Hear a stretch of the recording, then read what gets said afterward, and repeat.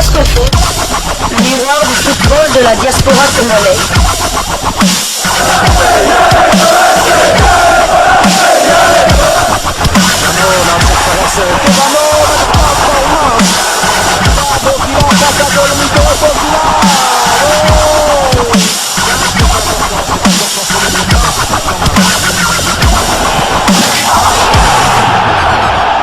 Diasco Foot, le miroir du football de la diaspora congolaise. Vous êtes sur Diasco Foot, le miroir du football de la diaspora congolaise. Diasco Foot vous dit bonjour, tout le plaisir est pour nous de vous retrouver, mais surtout de savoir que vous êtes nombreux en train de suivre votre chaîne YouTube dédiée uniquement aux footballeurs de la diaspora congolaise. Time is up, c'est l'heure de partager avec vous quelques informations que nous avons pu récolter pour vous dans le cadre de votre chaîne YouTube Diasco Foot, parce que nous sommes le miroir du football de la diaspora congolaise.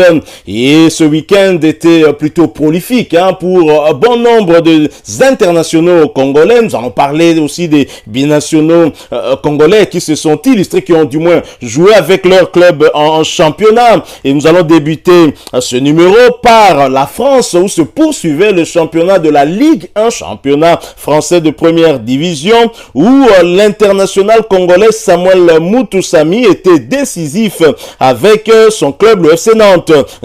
L'international congolais a participé activement à la victoire de son équipe face à l'AC Ajaccio hier dimanche 5 février au terme d'un match âprement disputé où l'équipe nantaise a remporté ce duel sur le score de 2-0. Quelques jours seulement après leur défaite devant l'Olympique de Marseille du demi-dieu congolais Chancel Mbemba Mangulu, Samuel Mutusami et ses coéquipiers ont renoué avec la victoire. Les hommes chers à Antoine Kambouaré ont dompté l'AC Ajaccio par le score du 2-0. Le milieu de terrain congolais a délivré une passe décisive. Après un premier acte sans but, Nantes a fait la différence en deuxième période. Samuel Mutusami servait parfaitement Evan Guessant pour ouvrir le score. À la dernière minute réglementaire, Ludovic Blas marquait le deuxième but pour entériner le succès des siens. 2-0, score final. Et cette victoire permet à Samuel Mutusami et ses coéquipiers de retrouver la 13e place avec désormais 25 points au terme de 22 journées de championnat. Nous allons poursuivre cette actualité que nous avons pu récolter pour vous en restant bien évidemment en France et en Ligue 1 pour parler cette fois-ci du demi-dieu congolais Chancel Mbemba Mangulu qui ont été battus par l'OGC Nice. Et Chancel Mbemba et son équipe l'Olympique de Marseille ont manqué là l'occasion de mettre un peu plus la pression sur le Paris Saint-Germain de Lionel Messi en l'absence de Mbappé. Vous le savez, Mbappé est bien évidemment blessé. Lionel Messi en tout cas a pris le commande de cette équipe qui mène la danse en tout cas du côté de la Ligue 1. Alors l'international congolais Chancel Mbemba Mangulu et son équipe de l'Olympique de Marseille se sont inclinés devant l'OGC Nice sur le score d'1-3 dans la soirée du dimanche 5 février 2023 au stade Vélodrome. Et cela en match comptant pour la 22e journée de Ligue 1. Sofiane Diop a ouvert le score pour les visiteurs à la 38e minute de jeu avant que Gaëtan Laborde ne corse l'addition à la 44e minute. Au retour de vestiaire, Russian Malvoski réduit le score pour les Phocéens à la 60e minute sur une passe d'Alexis Sanchez. Bilal Brahimi marque le but du break pour l'OGC Nice à la 85e minute de jeu. Titulaire, Chancel Mbemba n'a pas joué toute la rencontre puisqu'il a cédé sa place à la 77e minute de jeu. Malgré cette défaite à domicile, l'Olympique de Marseille reste tout de même dauphin, deuxième au classement avec 46 points à égalité des points avec le Racing Club de Lens et derrière bien évidemment le leader le Paris Saint-Germain avec désormais 8 points de retard. Chancel Mbemba et ses coéquipiers vont recevoir le Paris Saint-Germain justement. Le match est prévu pour le mercredi 8 février prochain. Ce sera toujours au stade Vélodrome et ce match est prévu sous le coup de 21h heure de Kinshasa. Kinshasa. Nous restons toujours en Ligue 1 française, bien évidemment, et toujours dans le cadre de cette deuxième division pour parler du duel qui a opposé Strasbourg à Montpellier, victoire de Strasbourg 2-0. Il faut signaler que Mavididi avait été bien évidemment titularisé, mais il n'a pas joué l'intégralité de ce match puisqu'il a été remplacé à la 56e minute de jeu. C'était sa troisième titularisation consécutive et son équipe Montpellier au terme de ce match perdu à l'extérieur occupe la 15e place de Ligue 1 avec 6 victoires, 2 nuls et 14 défaites.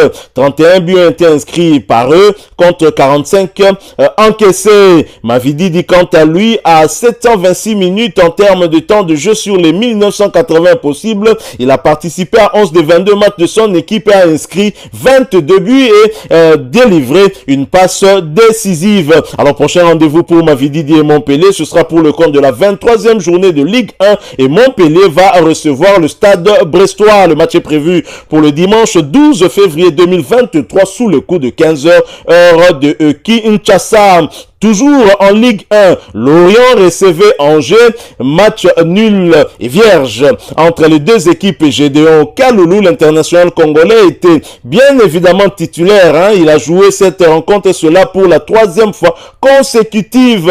Au terme de ce match nul à domicile, les Lorientais occupent la 7e position du classement de Ligue 1 avec 10 victoires, 6 nuls et 6 défaites. 35 buts ont été inscrits contre 34 encaissés. Gédéon Kaloulou a quant à lui 1710 minutes sur les 2160 possibles en termes de temps de jeu. Il a donc participé à 19 des 24 matchs de son équipe et a même donné 3 passes décisives. Prochain rendez-vous pour Lorient et Gédéon Kaloulou, ce sera pour le compte de 8e de finale de la Coupe de France et Lorient va recevoir le Racing Club de Lens. Ce match est prévu pour le jeudi 9 février 2023 sous le coup de 21h heure de Kinshasa.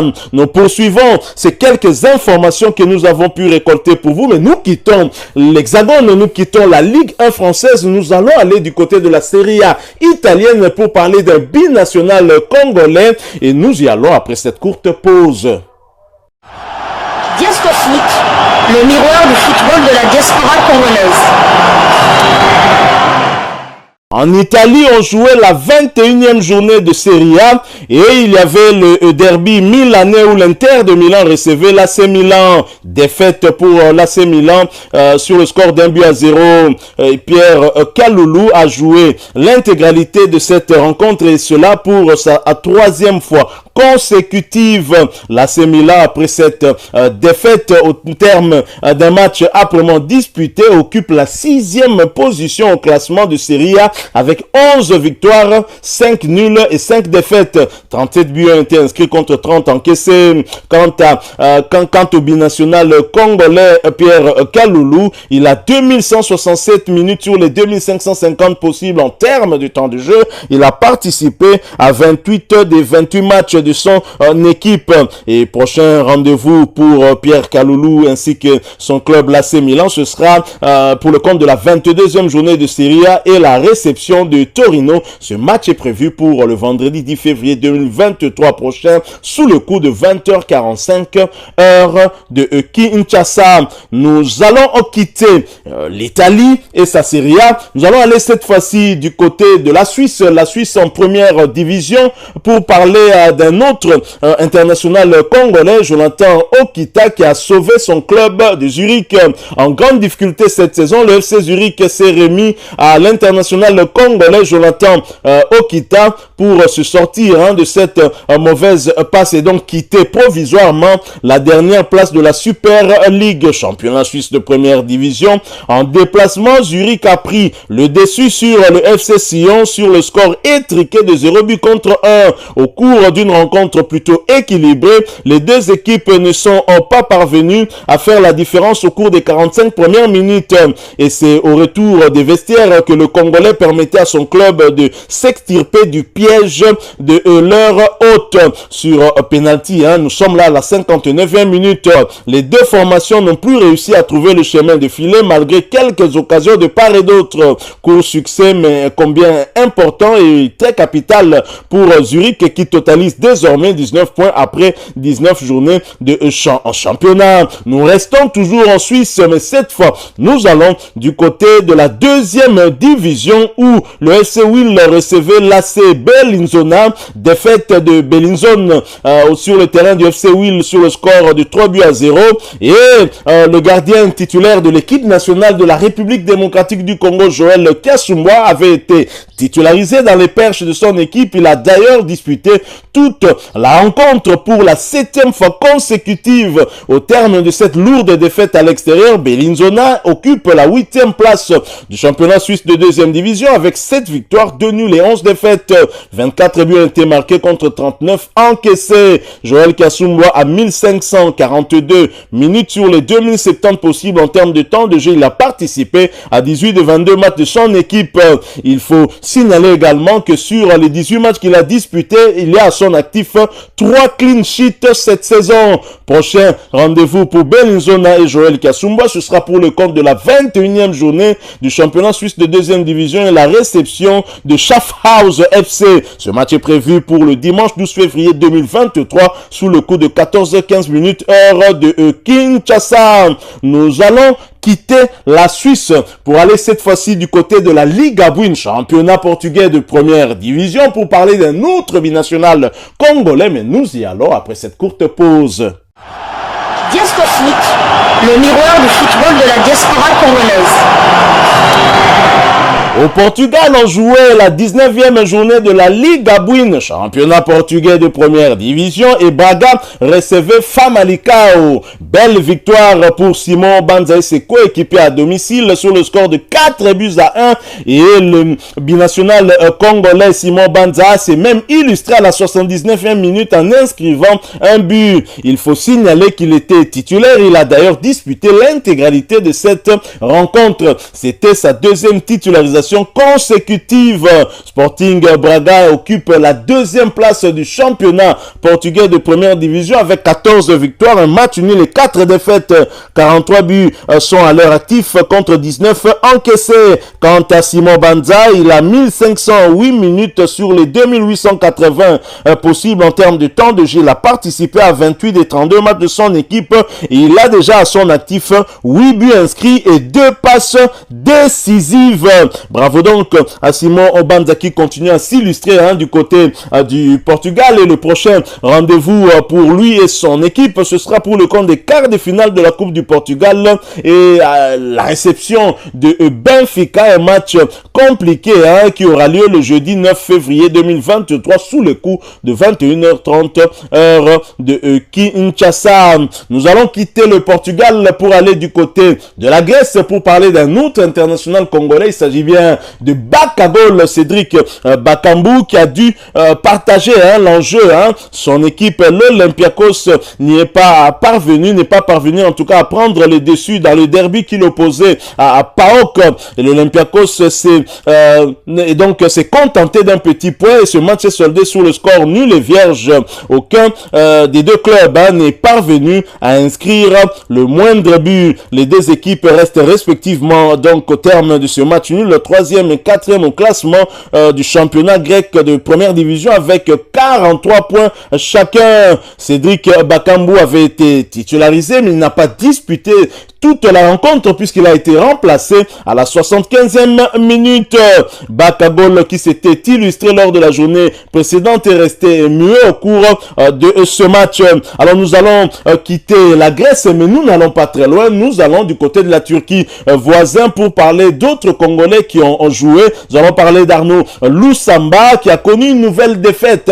Lui et son équipe d'Alanyaspor. Alanyaspor s'est incliné sur le score de 2-1 face à Istanbul. Et cela en match comptant en tout cas pour la poursuite du championnat turc de première division. Les visiteurs n'ont plus pris de points en championnat depuis le 22 janvier dernier. L'international congolais Arnaud Loussamba a disputé 90 minutes de ce match. Son équipe, après cette défaite, occupe la 11e place de la Super League turque, championnat turc de première division. Nous restons en Turquie, mais nous allons en deuxième division où Kabongo Kasongo a signé un doublé. Match décisif pour l'international congolais Kabongo Kasongo qui s'est illustré à 2 reprises face à l'équipe d'Ankara. Belle victoire, 2-0. Il donne ainsi la victoire à son équipe de Sakaryaspor. L'attaquant congolais inscrivait donc son 5e but de la saison et occupe la première place au classement des buteurs de la D2 turque. Kabongo Kasongo qui n'a plus été appelé en équipe nationale depuis un bon moment. Il faut rappeler qu'il y a en tout cas une très forte concurrence dans le compartiment le concernant avant-centre, bien évidemment avec des joueurs comme Cédric Bakambu, Dieu merci Mbokani qui venait, mais qui a certainement pris sa retraite internationale. Et il y a aussi quelqu'un comme Ben Malango, encore Jackson Muleka qui évolue d'ailleurs en Turquie, mais en première division dans l'équipe de Beşiktaş. Donc voilà, tout pour ce qui concerne cet international congolais qui, ma foi, a pris la mesure du championnat turc. Lui qui évolue depuis pas mal d'années maintenant de ce côté-là et qui continue à s'illustrer dans chaque championnat U20. En tout cas, il confirme sa classe de buteur. Voilà, nous sommes arrivés à la fin de ce sujet. Si vous l'avez aimé, n'hésitez pas à nous laisser un maximum de j'aime. N'hésitez pas non plus à partager avec nous votre opinion. Si vous en avez une par rapport au sujet que nous venons de vous proposer, laissez-la nous à travers un commentaire. Abonnez-vous si vous êtes nouveau ou ancien que vous ne vous êtes pas encore abonné sur cette chaîne Diascofoot parce que nous sommes le miroir du football de la diaspora congolaise. Et n'oubliez pas qu'en vous abonnant apparaîtra une petite cloche de notification. Cliquez dessus pour ne plus rien manquer des prochaines vidéos que nous allons vous proposer. Encore une fois, merci à vous, avec espoir de vous retrouver très bientôt avec un autre sujet d'actualité. En attendant, portez-vous bien et Diascofoot vous dit au revoir.